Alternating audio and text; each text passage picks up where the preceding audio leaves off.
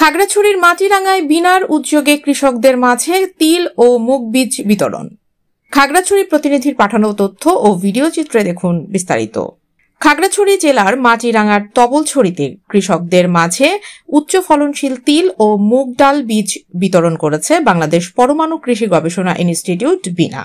বিনার খাগড়াছড়ি উপকেন্দ্রের মুখ্য বৈজ্ঞানিক কর্মকর্তা ড মোহাম্মদ রফিকুল ইসলামের সভাপতিত্বে অনুষ্ঠানে প্রধান অতিথির বক্তব্য রাখেন কৃষি মন্ত্রণালয়ের মনিটরিং ও রিপোর্টিং শাখার উপসচিব মাহমুদা।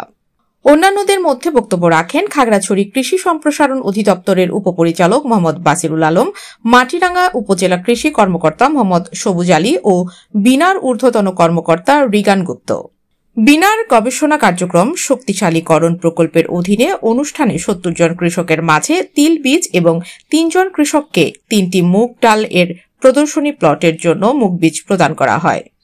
এর আগে প্রায়োগিক পরীক্ষণের মাধ্যমে বিনা উদ্ভাবিত উচ্চ ফলনশীল সরিষার জাতসমূহের প্রচার ও সম্প্রসারণের লক্ষ্যে মাঠ দিবস অনুষ্ঠিত হয়। অনুষ্ঠানে বক্তারা বলেন, বিনা সরিষা একটি লাভজনক শস্য।